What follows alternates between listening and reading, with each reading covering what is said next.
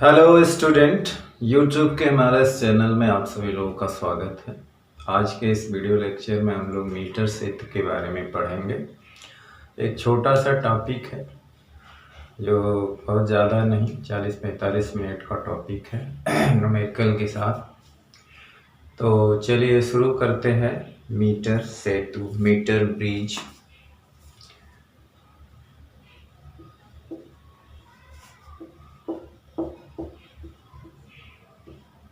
वो हम लोग मीटर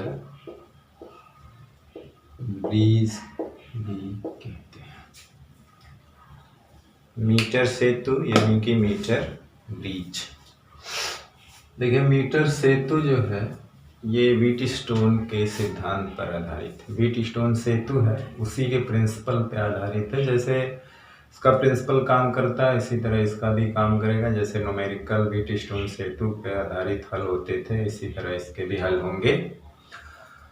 और सिद्धांत वो है। और दूसरी चीज ये, उससे भी हम लोग किसी अज्ञात प्रतिरोध का मान ज्ञात करते थे, इससे भी हम लोग अज्ञात प्रतिरोध का मान यथार्थ रूप में करेक्ट या ज्ञात कर सकते हैं। क्योंकि इसमें 1 मीटर तार का ही प्रयोग किया जाता है, यानी 100 सेंटीमीटर तार का प्रयोग किया जाता है, 1 मीटर तार का प्रयोग किया जाता है। इसीलिए इसका नाम जो है वो मीटर सेतु रखा गया, मीटर ब्रिज रखा गया। क्यों? क्योंकि इसमें 1 मीटर तार का प्रयोग किया जाता है। दूसरी चीज़ है, इसका जो तार होता है वो यूनिफॉर्म क्रॉस सेक्शन एरिया का होना चाहिए। मतलब 1 मीटर जो तार होता है वो 0 से 100 सेंटीमीटर तक का जो उसका क्रॉस सेक्शन एरिया, अनुप्रस्थ क्षेत्रफल जो होता है वो समान होता है। ये नहीं कहीं मोटा कहीं पतला, नहीं, बिल्कुल एक जैसा। और तार जो होता है वो मिश्र धातु का लिया जाता है, एलॉय का लिया जाता है। जैसे कॉन्स्टेंटन हुआ, मैग्नीन हुआ, नाइक्रोम हुआ। मतलब इस, क्योंकि ये मीटर ब्रिज जो होता है एक्सपेरिमेंट में यूज होता है, तो एक्सपेरिमेंट करते वक्त जो तार है उसमें करंट जाती है, तो करंट के कारण टेम्परेचर यानी ऊष्मा उत्पन्न होती है। तो ऊष्मा उत्पन्न होने के कारण ऐसा नहीं कि उसका रेजिस्टेंस बदल जाए, क्योंकि रेजिस्टेंस ताप के समानुपाती होता है। तो इसीलिए हम ऐसा तार प्रयोग करते हैं जिसका टेम्परेचर पर कोई इफेक्ट ना पड़ता हो, यानी जिसके टेम्परेचर से रेजिस्टेंस ना बदलता हो। तो मैग्नीन हुआ, कॉन्स्टेंटन हुआ और नाइक्रोम जो हुआ, ये जो है प्रयोग करने से इसके रेजिस्टेंस टेम्परेचर की वजह से नहीं बदलते हैं। ठीक, तो चलिए इसके बारे में लिख लेते हैं कि मीटर सेतु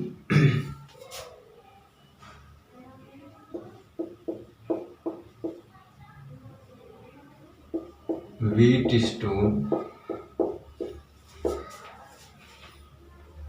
के सिद्धांत पर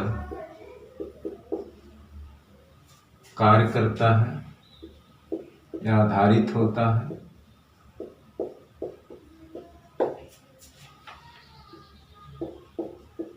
इसकी सहायता से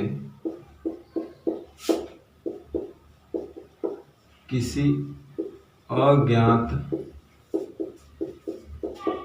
प्रतिरोध का मान शुद्ध यथार्थ रूप से ज्ञात किया जा सकता है। यथार्थ रूप से ज्ञात किया जा सकता है।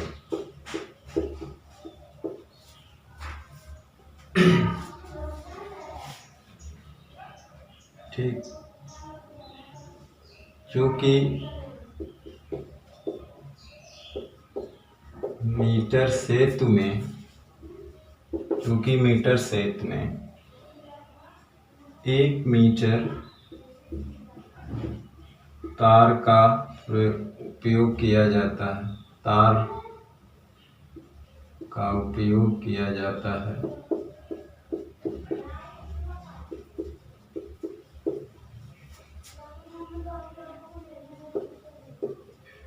इसीलिए इसे मीटर सेतु के नाम से जाना जाता है। सेतु के नाम से, मीटर गेज के नाम से जाना जाता है।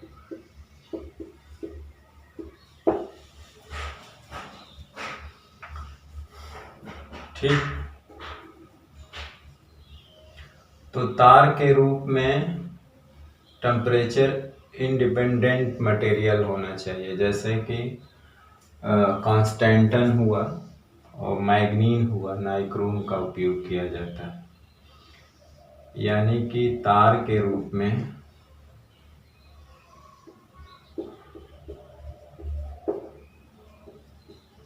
मिश्र धातु के बने तार, ये लिखेंगे या ना लिखेंगे कोई दिक्कत है, इतना बहुत है। मैग्नीन कांस्टेंटन का उपयोग किया जाता है।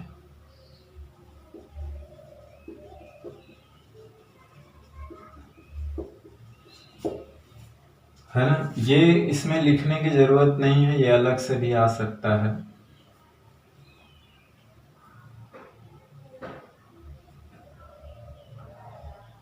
तार के रूप में मिश्र धातु के बने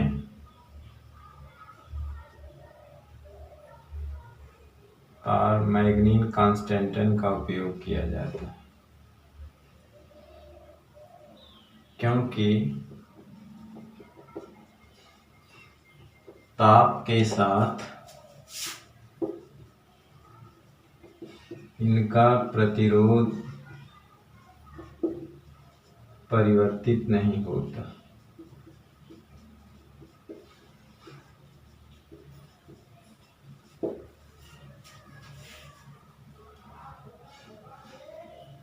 और तार का जो है, तार का अनुप्रस्थ क्षेत्रफल हर जगह समान होना चाहिए, कहीं पतला और कहीं मोटा नहीं होना चाहिए, मतलब हर जगह एक समान होना चाहिए। ऐसा नहीं कि कहीं पतला और कहीं मोटा हो तो उसके रेजिस्टेंस बदल जाएंगे ना, मतलब हर जगह एक समान जैसा होगा। और जॉकी जो उसके ऊपर सरकाया नहीं जाता, घिसा नहीं जाता, घिसने से क्या होगा कि कहीं की एरिया अनुप्रस्थ क्षेत्रफल कम ज़्यादा हो सकती है, इसीलिए उठा कर टच किया जाता है।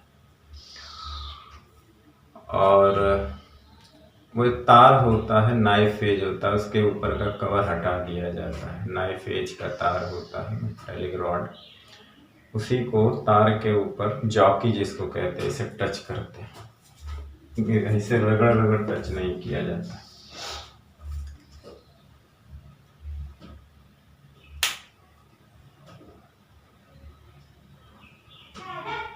ठीक,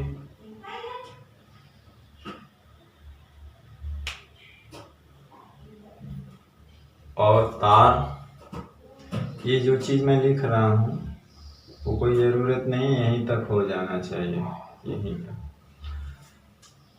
और तार जो है एक समान अनुप्रस्थ क्षेत्रफल का होना चाहिए, समान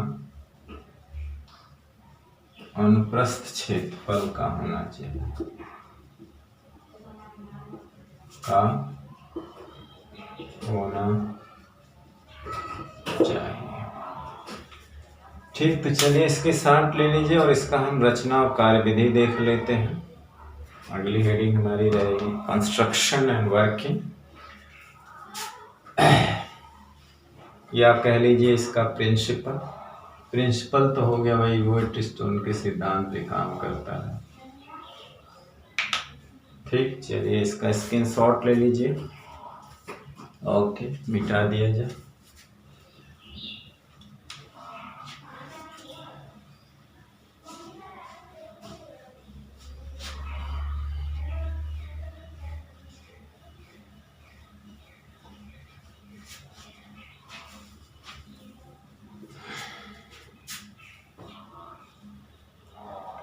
अब क्या है, इसका रचना कार्यविधि हो सकती है, कंस्ट्रक्शन, रचना तथा कार्यविधि।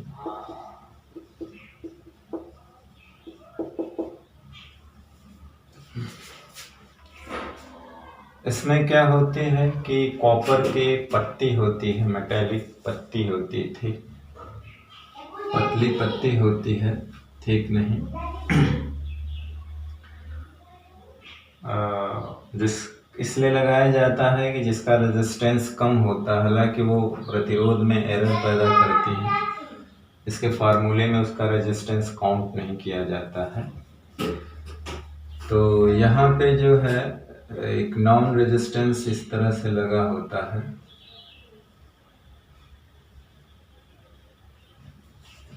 ये एक बीच में होते हैं पट्टी, इसमें जो है नॉन रेजिस्टेंस होता है, इसको हम लोग R कहेंगे, ठीक, ज्ञात प्रतिरोध जिसको कहा जाता है। और यहाँ पे वो प्रतिरोध लगाया जाता है जिसको हमको ज्ञात करना होता है।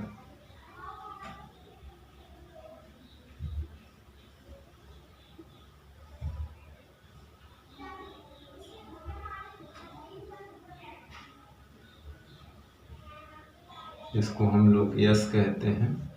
अज्ञात प्रतिरोध यहाँ पे, ज्ञात प्रतिरोध यहाँ पे,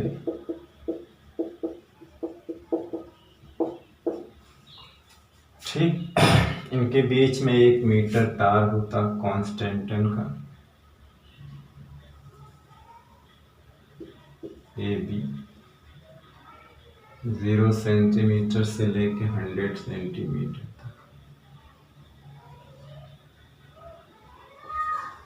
ठीक। और इसी के नीचे या इसके ऊपर कहीं भी एक बैटरी लगी होती है इसमें करंट दौड़ाने के लिए।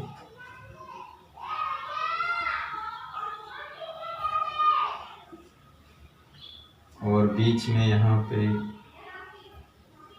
गैल्वेनोमीटर लगा होता है, G जॉकी होता है।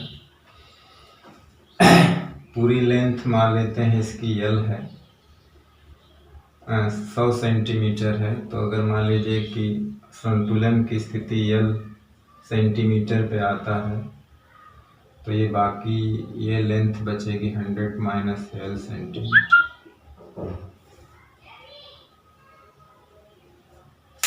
ठीक।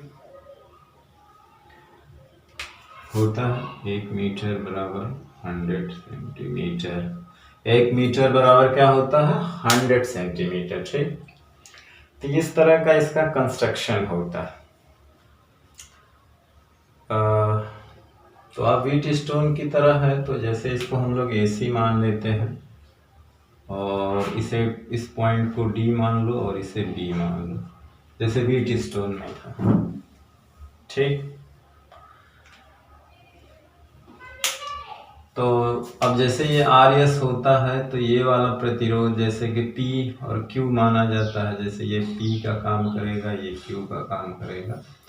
इसे हम लोग रेजिस्टेंस में बदलेंगे। जैसे मान लेंगे कि 1 सेंटीमीटर लंबाई तार का प्रतिरोध RCM है ना, R सेंटीमीटर है, R ओम है, स्मॉल R ओम मान लेंगे कैपिटल R ओम की 1 सेंटीमीटर लंबाई का, ठीक। तो ये कंस्ट्रक्शन हुआ है, ये कॉपर का पतली पत्ती है, कॉपर की पत्ती है ये,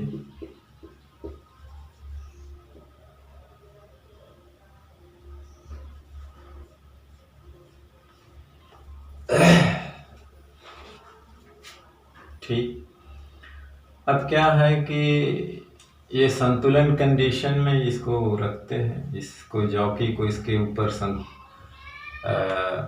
खिसकाते हैं और ये ज्ञात प्रतिरोध है, इसकी वैल्यू पर बदलते रहते हैं और इसको खिसकाते रहते हैं, इसको बदलते रहते हैं, या इसको फिक्स करके इसको बदलते रहते हैं, किसी लंबाई पर फिक्स कर दिया जाए, इसको बदलते रहते हैं।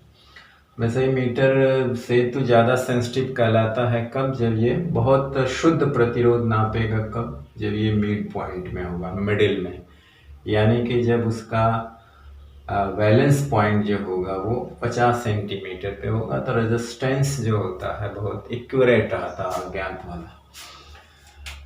तो हम खिसका करके देखते हैं कि ऐसी एक लेंथ आती है जिसपे ये गैल्वेनोमीटर जो है नो डिफ्लेक्शन होता है, नल पॉइंट, मतलब है कि इसमें बहने वाली करंट जो होती है वो 0 होती है, जिसको IG भी कह सकते हैं।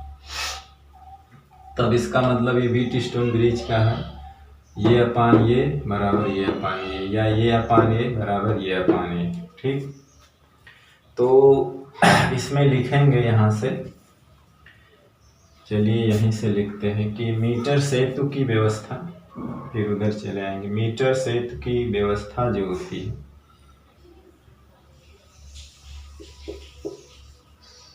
सेतु की व्यवस्था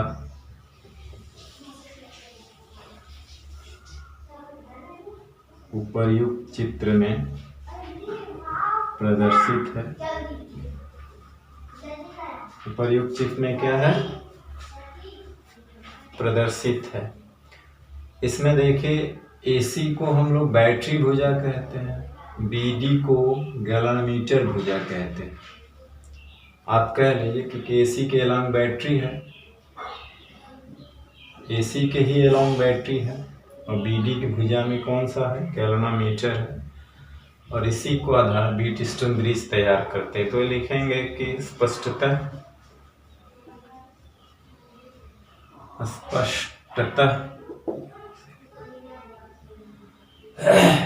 AC बैटरी भुजा स्पष्टतः AC बैटरी भुजा तथा BD धारामापी भुजा तथा BD धारामापी भुजा, जिसको हम लोग गैल्वेनोमीटर धारामापी भुजा के साथ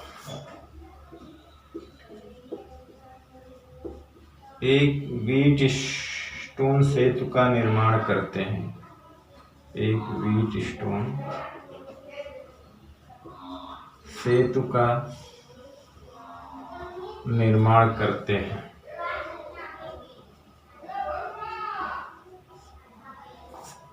एक व्हीटस्टोन सेतु का क्या करते हैं, निर्माण करते हैं। अब विसर्पी तार को, विसर्पी तार समझ रहे हैं, विसर्पी तार को मीटर सेतु के तार के अनुदिश, मीटर सेतु के तार के अनुदिश, तार के अनुदिश सरका के खिसका कर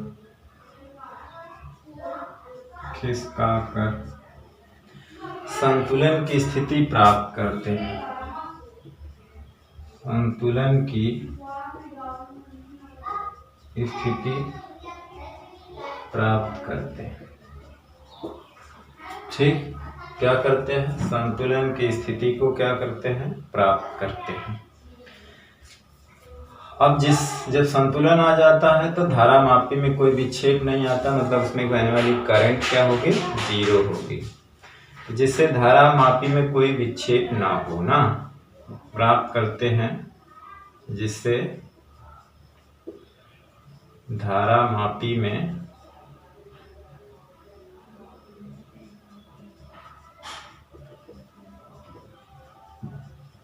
कोई विक्षेप ना हो।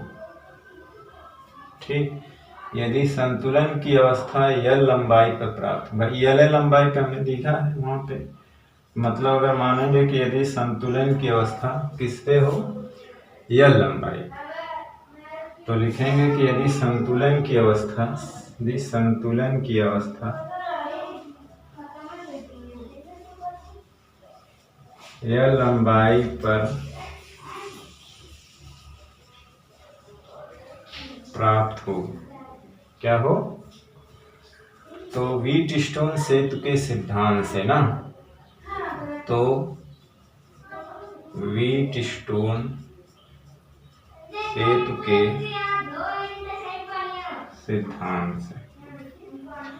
अब क्या है कि इसमें सब क्लियर है, ये कॉपर की पत्ती होती है, तो क्या है, ये ये सी भुजा जो है बैटरी भुजा है, ये गैल्वेनोमीटर भुजा है। इसी को लेकर के एक व्हीट स्टोन परिपथ तैयार करते हैं। इसके बाद जॉकी तार को मीटर सेट के तार के अंदर खिसका के संतुलन की स्थिति प्राप्त करते हैं। मान लेते हैं कि यह लंबाई इस पर ये संतुलन की स्थिति प्राप्त होती है। तो संतुलन की स्थिति में क्या होता है, व्हीट स्टोन सिद्धांत के अनुसार ये अपान ये बराबर ये अपान ये, ठीक। तो वहां पे में आर मान लेंगे। तो व्हीट स्टोन सेतु के सिद्धांत से क्या हो जाएगा, R upon S P upon Q, मतलब ये अपान ये अपान ये। तो यहाँ पे लिखेंगे कि माना 1 सेंटीमीटर लंबाई के तार का प्रतिरोध R ओम है या स्मॉल r ओम। तो L मीटर लंबाई, L सेंटीमीटर लंबाई तार का प्रतिरोध क्या हो जाएगा, L R ओम। उसी तरह से 100 माइनस L सेमी का क्या हो जाएगा, 100 माइनस L R ओम। तो रख देंगे R अपान S। तो यहाँ से L इंटू स्मॉल r, यहाँ से होगा 100 minus L into small r, और यार कट जाएगा। तो यहाँ से हमें यस चाहिए यार। कभी कभी क्या होता है देखिए इसमें कि अननोन प्रतिरोध इसको मान लेते हैं, अननोन इसको मान लेते हैं। तो आप बदल सकते हैं, नोन अननोन किसी को कर सकते हैं। कभी कभी क्या हमने जैसे यहाँ अज्ञात इसको लगा दिया, तो आप ज्ञात यहाँ पे भी लगा सकते हैं और अज्ञात यहाँ ज्ञात यहाँ, तो बदल सकते हैं। तो यहाँ से यस बराबर क्या हो गया,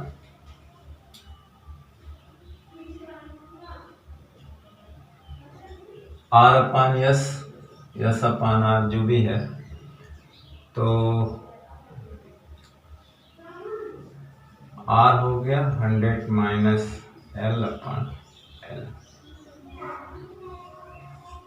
अगर हम आर को अननोन मान, आर अगर हमको यहाँ से चाहिए, कभी कभी उल्टा तो सवाल, तो आर अगर मान लीजिए नोन है और यस नोन है, तो यही चीज उलट जाएगी। यहाँ पे यस हो जाएगा एल अपान 100 माइनस एल हो जाएगा ये।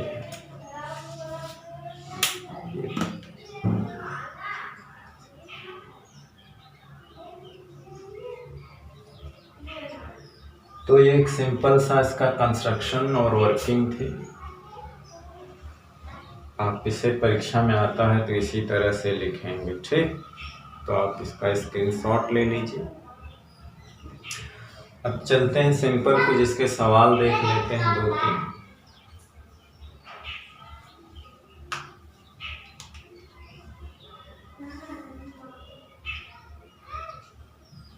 ठीक, तो आप परीक्षा में अगर ये आता है तो आप इसी तरह से इसको लिखेंगे, ठीक। बहुत ज़्यादा कठिन नहीं है, बहुत ही सिंपल है। आप व्हीट स्टोन ब्रिज सेतु पढ़े होंगे तो बिल्कुल उसी तरह का है।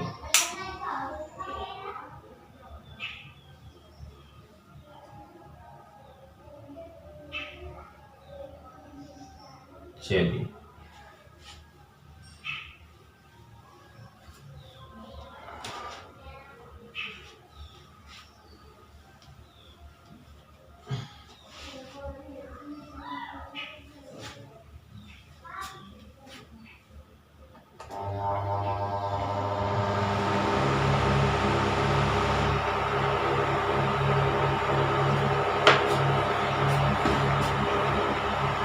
तो इसका जो पहला सवाल देख लेते हैं हम लोग। पहला सवाल क्या है इसका, तो जैसे इसका बहुत सिंपल सवाल है पहला, जैसे कि बहुत कठिन टाइप का नहीं है।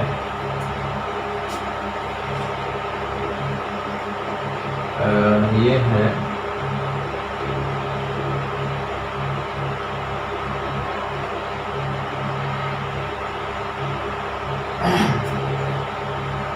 बारह ओम, 4 ओम, 9 प्रतिरोध है ये।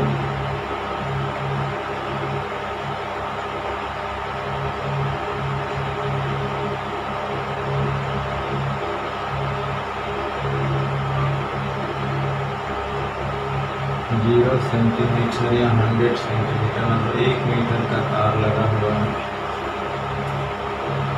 ये मान लीजिए आर है यहाँ पे, ये यस है, एम है। यहाँ पे गैल्वामीटर लगा हुआ है और कह रहा है कि 40 सेंटीमीटर पर 0 विक्षेप आता है, 60 हो जाएगा।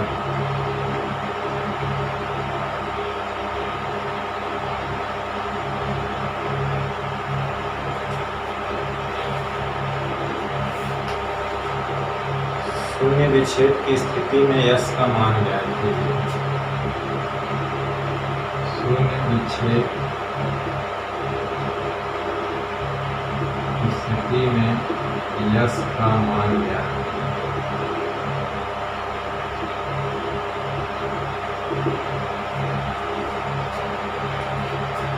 बहुत सिंपल सवाल है। शून्य विक्षेप की स्थिति कब आ रही है? 40, तो ये एल सेंटीमीटर पे है और ये क्या है? 100 माइनस एल सेंटीमीटर। तो शून्य विक्षेप की स्थिति में क्या होता है?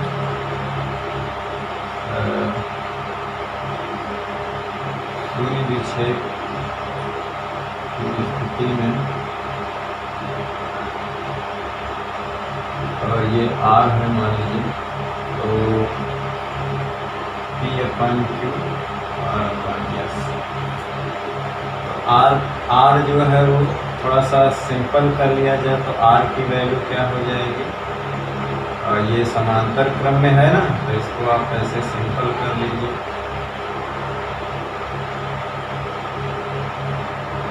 3 ओम हो गया।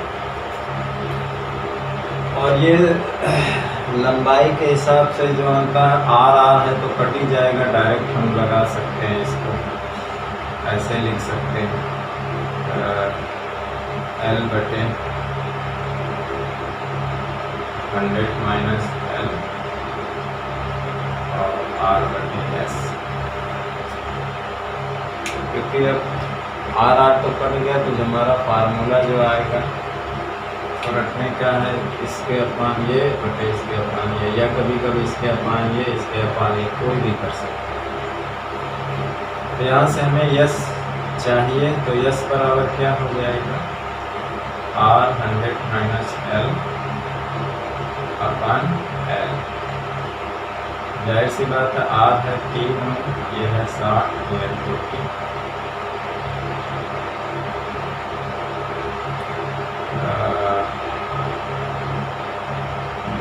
4, 2 3 6 और 9/2 यानी 4/5। इस तरह से हम लोग अनोन प्रतिरोध को ज्ञात कर सकते हैं। ठीक, अब से हम अब ये लिखने की स्थिति नहीं है, अब हम यही लिखेंगे L/A, ये। ठीक, चलिए एक दूसरा सवाल देख लेते हैं। स्क्रीनशॉट ले लीजिए इसका जल्दी से।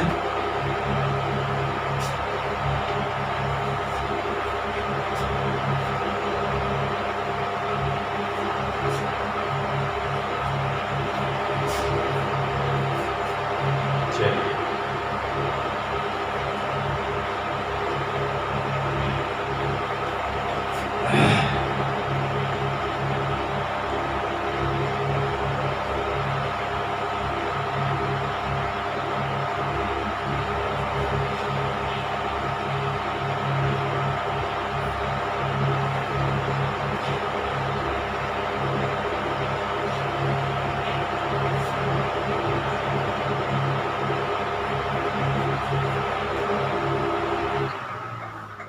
अब जैसे एक दूसरा सवाल है इसका,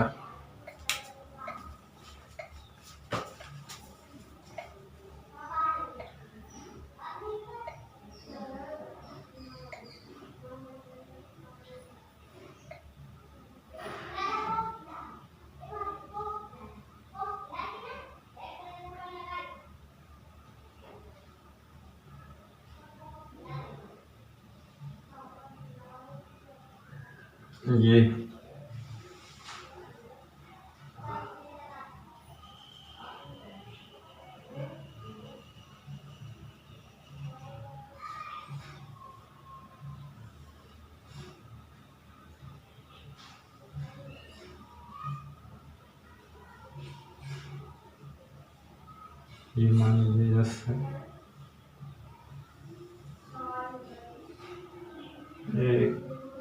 एक मीटर तार है, यहाँ 0 सेंटीमीटर है, या 100 सेंटीमीटर है, और बीच में गैल्वामीटर लगा हुआ है।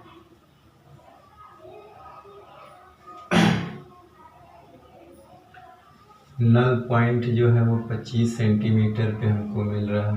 कितना? 25 सेंटीमीटर। तो ये कितना है? 75 सेंटीमीटर।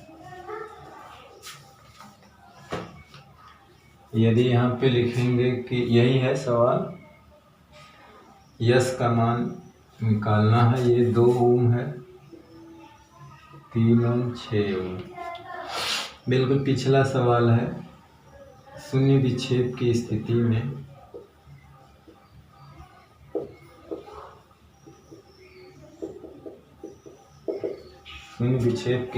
में S का मान ज्ञात कीजिए।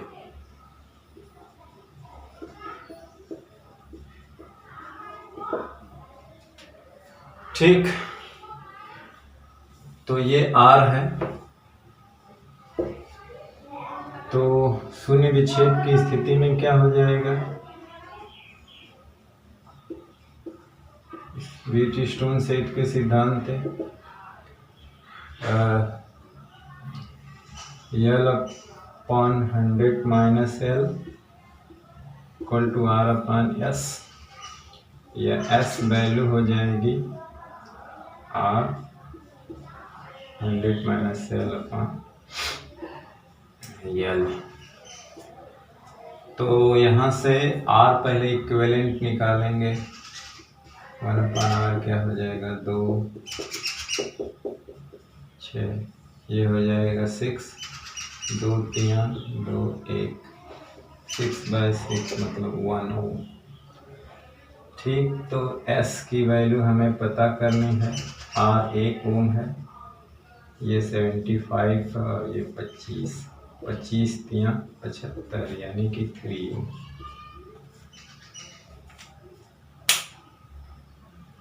कितना आएगा? 3 ओम। ठीक,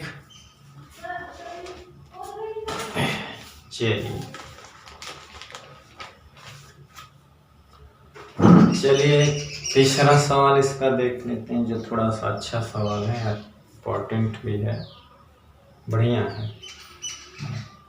स्क्रीनशॉट ले लीजिए इसका।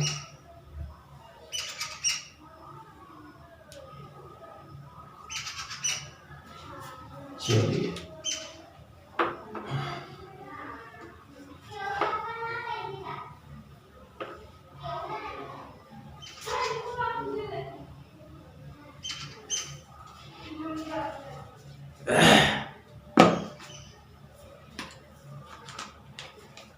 सवाल ये है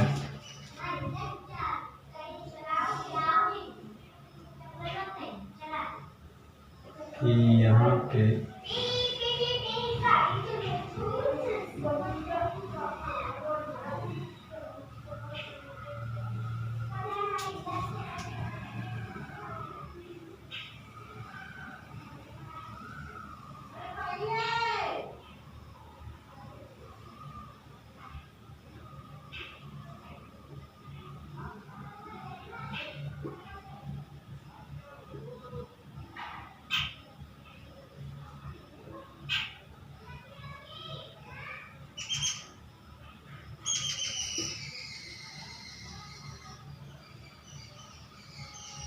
यस आर है।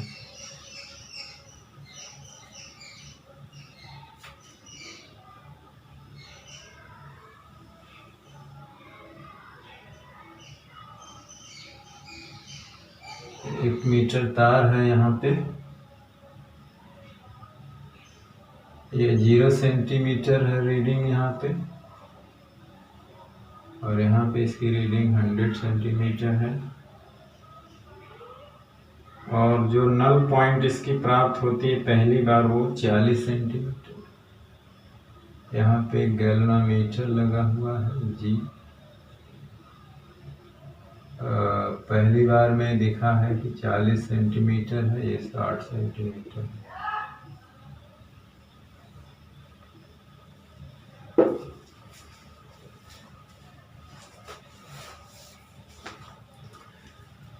और इसमें कह रहा है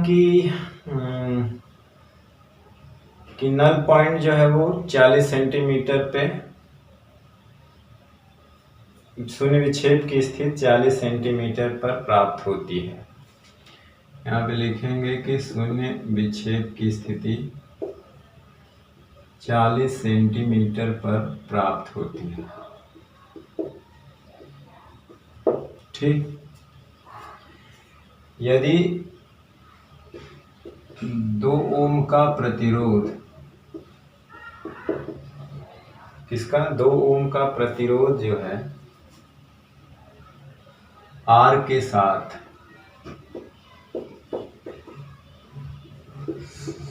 समांतर क्रम में जोड़ दिया जाए तो नल पॉइंट यानी शून्य विक्षेप की स्थिति, शून्य विक्षेप की स्थिति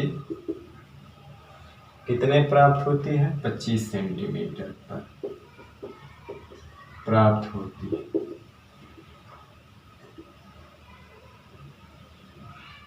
तो R1S का मान ज्ञात कीजिए। R और S का मान ज्ञात कीजिए। तो पहली कंडीशन में क्या है? पहली स्थिति में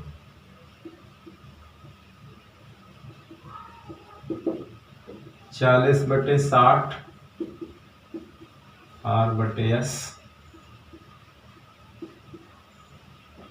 यानी कि 2S बराबर 3R, समीकरण नंबर 1 हो गया।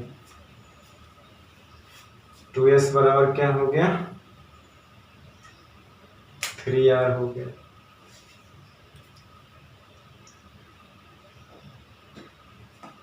या इसी को हम लोग लिख सकते हैं कि 3R बराबर 2S, कोई बात नहीं। दूसरी स्थिति में क्या है?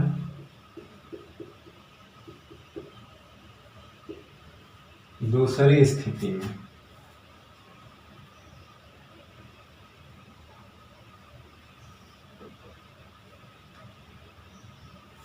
और उसके साथ एक समांतर वो जोड़ दिया गया है, R के साथ एक समांतर क्रम में क्या जोड़ दिया गया है? प्रतिरोध। तो उसका तुल्य प्रतिरोध क्या हो जाएगा? R के साथ 2 ओम का प्रतिरोध जोड़ने पर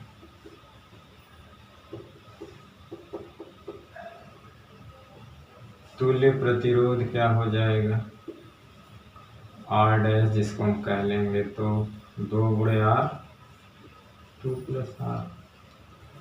शिफ्टिंग क्या हो जाएगी? वो 25 पे हो जाती है, तो 25/75 R/S होता है, तो 2R + 2 + R/S 1/3।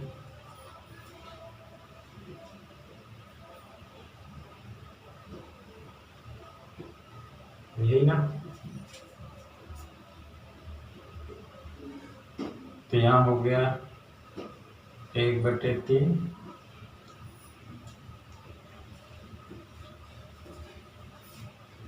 और ये हो जाएगा 2r बटे यस 2 प्लस r,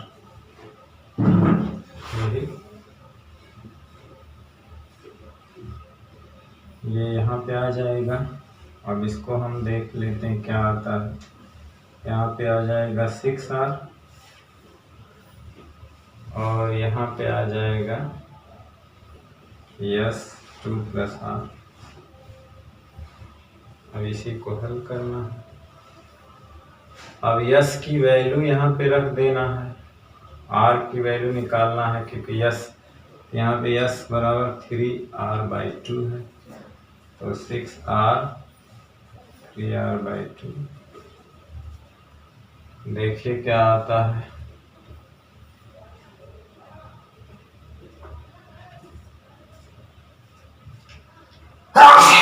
सॉरी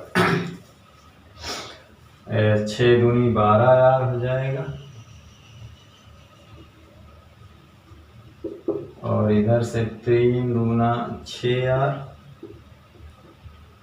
और प्लस 3r², उधर जाएगा तो 6r बराबर 3r²। इधर आइए तो 3r² minus 6r equal to 0।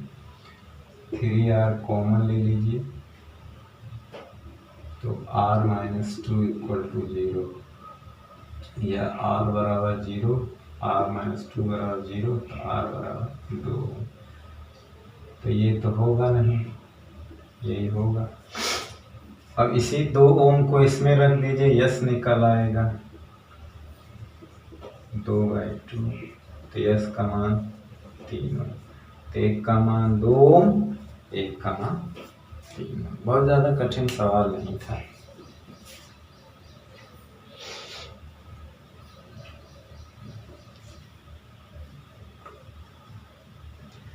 ठीक, तो ये बहुत ज़्यादा कठिन सवाल नहीं थे। अब कुछ एक आध सवाल और है, इसे देख लेते हैं किताब से।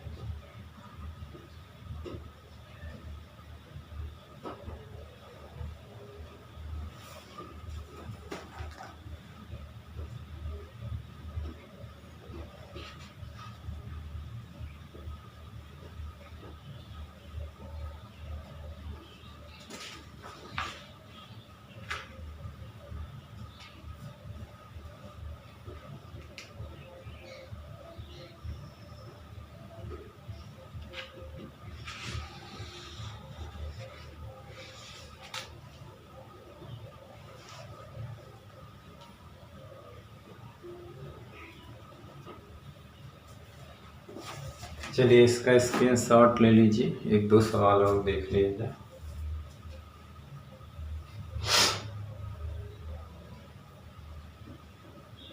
चलिए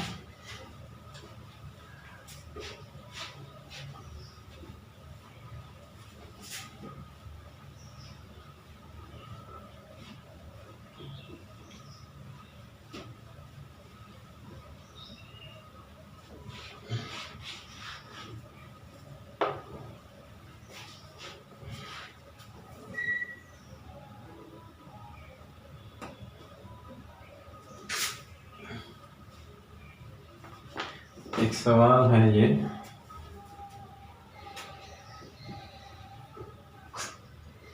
इस तरह से दिया है, इसी तरह से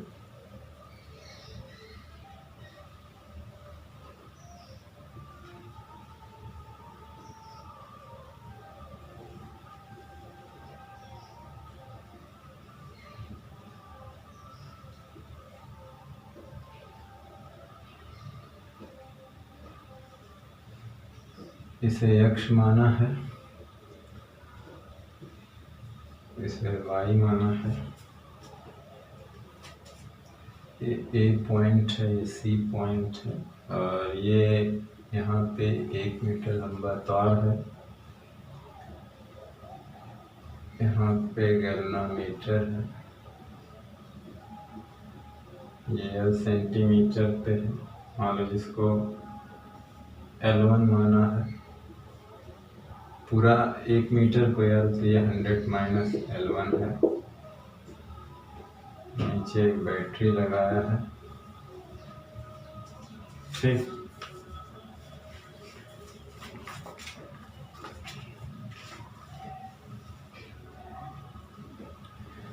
सवाल में कहा है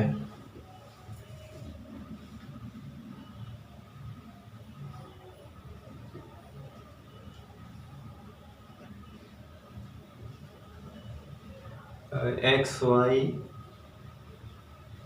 नहीं, इसे RS ही ले लीजिए, इसे R और S ही मान सकते। चलिए ज़्यादा अच्छा, R और S। सवाल है कि जब प्रतिरोधक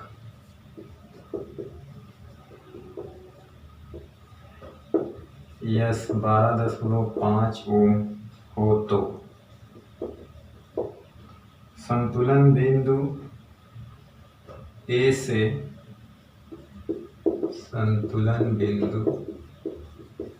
सिरे A से कितने पे मिलती है? 39.5 सेमी की लंबाई पर प्राप्त होती है।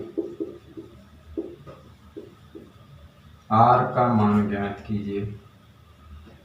R का, यस, देखिए कभी कभी होता है कि ये अननोन होता है या उसी को अननोन मान लेते हैं। तो R का मान ज्ञात कीजिए, R का मान ज्ञात कीजिए।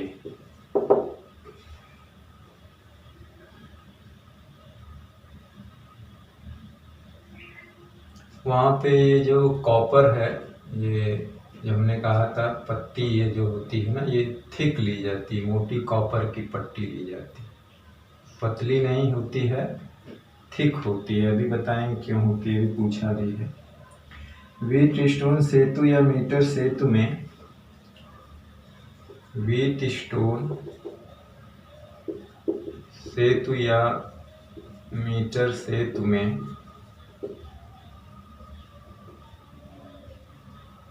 मोटी कॉपर की पत्तियां क्यों प्रयोग में लाते हैं? मोटी कॉपर की पत्तियां क्यों प्रयोग में लाते हैं? ये पहला सवाल था। ये बी है, R तथा S को बदल देने पर, इंटरचेंज करने पर, R तथा S को परस्पर बदल देने पर सेतु का संतुलन बिंदु ज्ञात कीजिए। सेतु का संतुलन बिंदु ज्ञात कीजिए।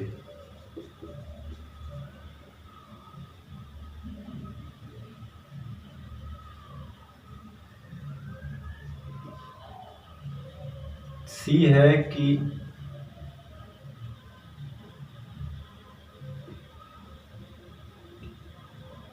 बैटरी संतुलन की स्थिति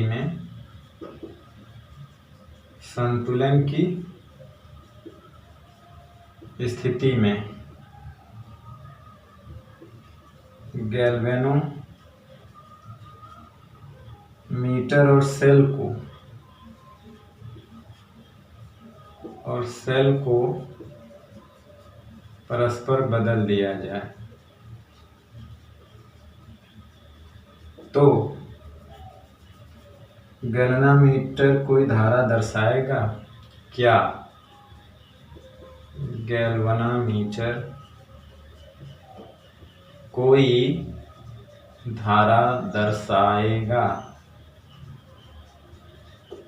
ये सवाल है।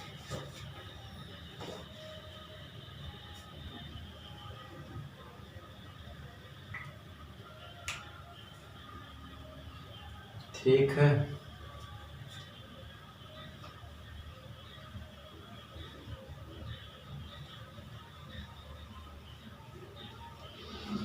तो पहला तो हम चलते हैं, बहुत सिंपल सवाल है। पहला क्या है, पहला कहा है कि जब R इतना हो तो संतुलन इतना प्राप्त होता, तो यस इतना है। तो जानते हैं संतुलन की स्थिति में, संतुलन की स्थिति में अभी हो जाएगा L1 100 माइनस L1 R बटे S। L1 39.5 पे प्राप्त हो रहा है, तो ये 100 माइनस 39.5, R की वैल्यू पता करना, यस कितना है 12.5।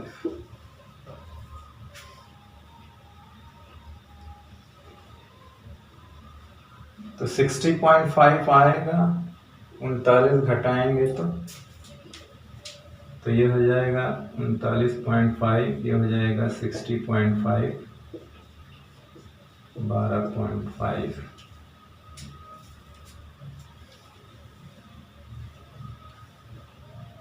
तो 39.5,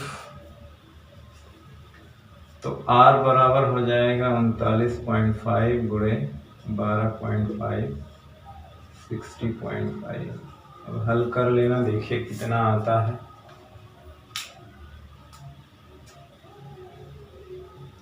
इसका एक किताब में आंसर जो दिया है वो 8.2 ओम दिया है। ठीक, कर लेना इसको। दूसरा कहा है कि मोटी पत्तियां क्यों यूज की जाती है इसी में। तो जो नेग्लेजिबल रेजिस्टेंस के लिए, ताकि पत्तियों का प्रतिरोध कम से कम हो। मोटी पत्तियां लेने से, मोटी कॉपर की पत्तियां लेने से कॉपर की पट्टियां, पतली नहीं लेने से मोटी, मोटी कॉपर की पत्तियां लेने से, हमने शायद एक बार पतली बोल दिया था, पतली नहीं लेते हैं, मोटी कॉपर की पत्तियां लेते हैं। मोटा लेने से क्या होता है, इसका रेजिस्टेंस कम होता है। ऑलरेडी कॉपर का कम होता है, लेकिन मोटा ले लेंगे तो और भी कम। क्योंकि देखिए इसमें एक एरर है, हम इसके रेजिस्टेंस, कॉपर का तो एकदम जीरो रेजिस्टेंस होता नहीं, कॉपर का भी तो कुछ रेजिस्टेंस इसमें ऐड करना चाहिए, लेकिन वो ऐड तो करते नहीं। तो इसलिए कॉपर की मोटी पत्तियां ले लेते हैं। लेने से कॉपर का रेजिस्टेंस लगभग नगण्य हो जाता है। कॉपर का की पत्ती का प्रतिरोध लगभग नगण्य हो जाता है। मतलब मोटा ले, जानते हैं मोटे तार का प्रतिरोध कम होता है, पतले का ज्यादा। ठीक, इसमें बी वाला पोर्शन बोला है कि आर तथा एस को अगर बदल दिया जाए, ठीक, तो आर तथा एस को बदल देने का मतलब है, इसका जो उत्तर जो आता है वो 8.16, लेकिन हम इसको तो ये कह रहा है कि इंटरचेंज कर दिया जाए, आर और यस को बदलना है। तो देखिए एस की वैल्यू 12.5 थी, तो अब आर की वैल्यू 12.5 ले लिया जाए, और यस की वैल्यू आई है 8.16, या इसी को हम लोग 10 पॉइंट कह रहा है ना, इंटरचेंज बी वाला पोर्शन। यदि आर और यस को बदल दिया जाए तो फिर संतुलन, यानी हमको L1 प्राप्त करना है। तो L1 100 माइनस L1 R बटे S होता है। तो हमें अब L1 चाहिए, 100 माइनस L1, R अब बदल के 12.5 हो गया, और S अब ये हो गया। इसी को हल करना। तो देखिए अब क्या मिलेगा, तो जब हम ये दोनों इंटरचेंज कर देंगे ना, तो हमें ये वाली लेंथ मिल जाएगी। अब पहले 39.5 था, अब ये, जबकि संतुलन हमें जब ये दोनों चेंज करेंगे तो ये भी आपस में बदल जाएगा। तो इसे हल करेंगे तो देखिएगा L1 पक्का अब 60.5 आएगा, निश्चित रूप से हल करके देखिएगा, होमवर्क है। पहले क्या था कि RS था तो ये 39.5 मिल रहा है, जैसे इंटरचेंज करेंगे तो ये भी इंटरचेंज हो जाएगा क्योंकि ये अनुपात है। तो जब हम इसको इंटरचेंज करेंगे तो जाहिर सी बात है इसको बदलना पड़ेगा, तभी वो संतुलन की पॉइंट मिलेगी। तो इंटरचेंज हो गया। तो देखिए इंटरचेंज करने के बाद भी इसमें करंट नहीं बहेगी क्योंकि तब भी हमें संतुलन, बशर्ते पहले 39.5 पे मिल रहा था, अब वही संतुलन बढ़ के 60.5 हो जाएगा। जब हम R की जगह S की जगह R रख देंगे तो ये भी चीज बदल जाएगी क्योंकि ये दोनों क्या है, क्या है, एक रेशियो है ना। तो जब एक तरफ का रेशियो चेंज करेंगे तो ये बराबर रखने के लिए इसको भी बदलना पड़ेगा, तभी तो संतुलन मिलेगा। तो इसीलिए देखिएगा इसको 60.5 आएगा। C एक इसमें सवाल है, C कि संतुलन की स्थिति में गैल्वामीटर और सेल को बदल दिया जाए। देखिए ये संतुलन में इसको बदला जा सकता है, गैल्वामीटर की जगह सेल, सेल की जगह गैल्वामीटर लगा दें, क्योंकि संतुलन की स्थिति में करंट फ्लो ही नहीं होती है।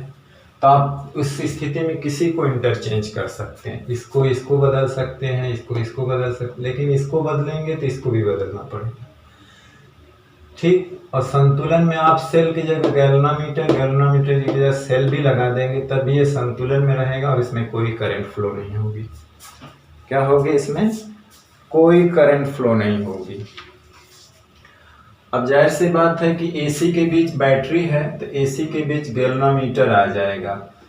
तो अब चूंकि ये जाहिर सी बात है कि जब ये संतुलन है तो ये जैसे कि B और D था तो सेम पोटेंशियल पे होंगे, ये सेम पोटेंशियल पे होगा, कोई करंट नहीं बह रही है। तो जाहिर सी बात है उस वक्त जो है करंट जब बहेगी ही नहीं, इसमें बहेगी नहीं, तो A और C भी तो सेम पोटेंशियल पे है।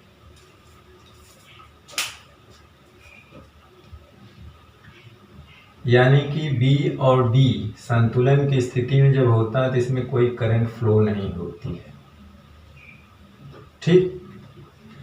अगर वही AC के बीच लगा दिया जाए और BD के बीच बैटरी लगा दिया जाए तो तब वही स्थिति क्या हो जाएगी कि A और C सेम पोटेंशियल पे आ जाएंगे। क्या हो जाएगा, सेम पोटेंशियल में कोई फर्क नहीं पड़ेगा। जैसे ये देखिए, इसको मिटा, ये है यहाँ पे। अब जैसे कि ये है,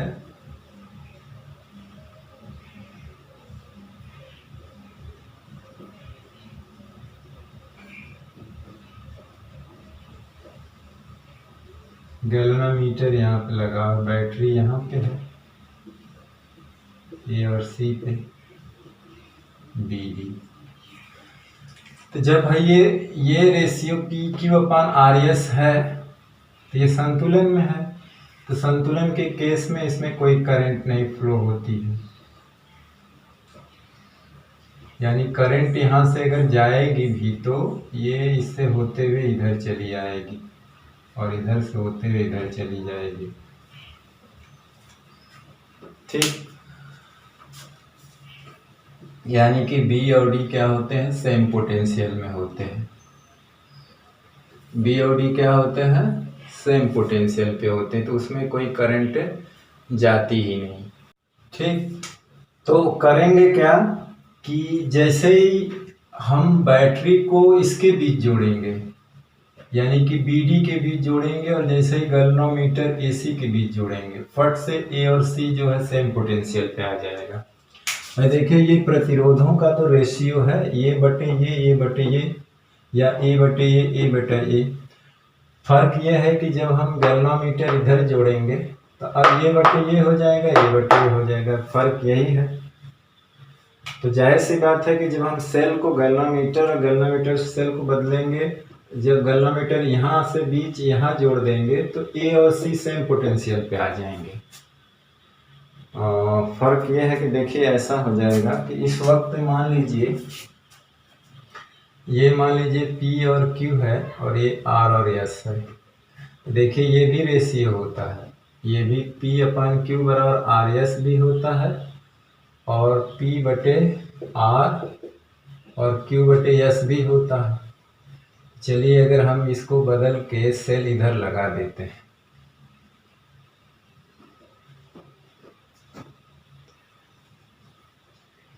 अब जैसे कि BD में बैटरी लगा देते हैं और AC बना देते हैं यहाँ पे,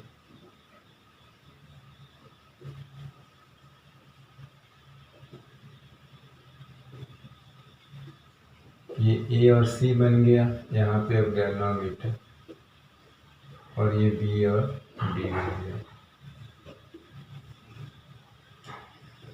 तो देखिए पहले क्या था कि ये B और D था और A और C था, तो जाहिर सी बात है कि पहले ये A था और ये B था, तो AB के बीच प्रतिरोध क्या था, P। तो अब भी ये AB है, तो प्रतिरोध यहाँ तो P ही रहेगा। और यहाँ पे C था, यहाँ पे B था, ठीक ना। तो BC, अब BC ये आ गया, तो BC के जगह कौन था, Q, तो अब ये Q यहाँ पे आ गया, ठीक। तो P/Q अब क्या हो जाएगा, R यहाँ आ जाएगा, बहुत करेगा, S यहाँ आ जाएगा, तब भी तो होता है P/Q, R/S, यानी ये चीज़ यह उलट जाएगी। आप ऐसे करिए इधर से या इधर से, उस तरह लेंगे P/R, Q/S। तो इसीलिए जैसे ही बैटरी को उलट देंगे और सेल को इधर लगा देंगे तो खट से AC जो है वो सेम पोटेंशियल पे आ जाएगा, इसीलिए कोई करंट फ्लो नहीं होगी। तो तीसरा आंसर ये होगा। कह रहा है कि क्या गैल्वेनोमीटर कोई धारा दर्शाएगा, तो हम लिखेंगे कि कोई धारा दर्शाएगा नहीं दर्शाएगा।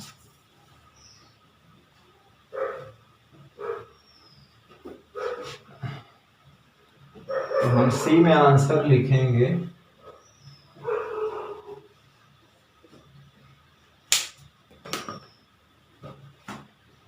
कि गैल्वेनोमीटर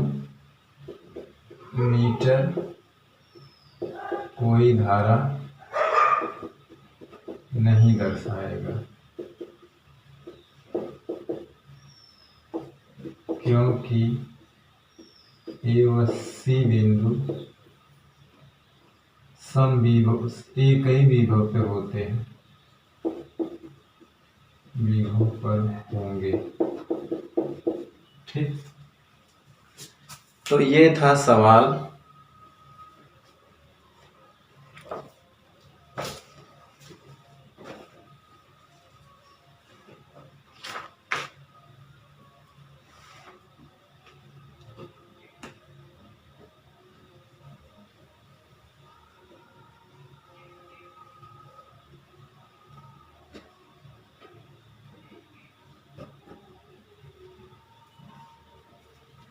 चलिए इसका स्क्रीनशॉट ले लीजिए।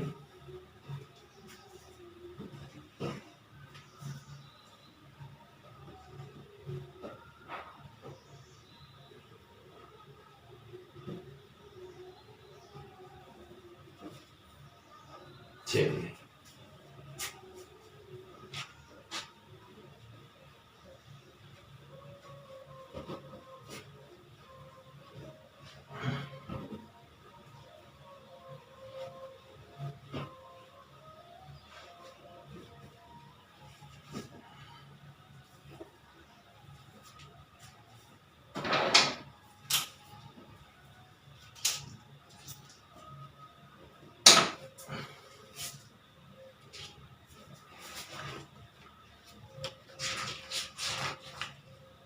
एक सवाल और हम लोग देख लेते हैं।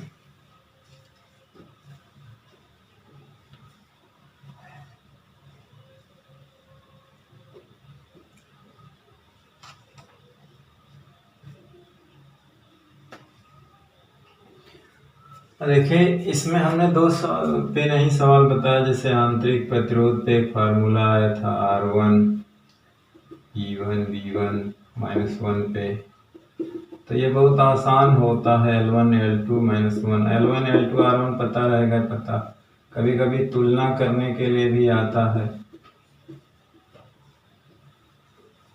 ठीक, चलिए तो आज के वीडियो लेक्चर में बस इतना ही, और आज का वीडियो लेक्चर अब यहीं समाप्त करते हैं। और अब जो है ये पूरा चैप्टर ख़त्म हो गया। अब हमारा जो एक नया चैप्टर शुरू होगा गतिमान आवेश चुंबकीय क्षेत्र चुंबकत्व के बारे में।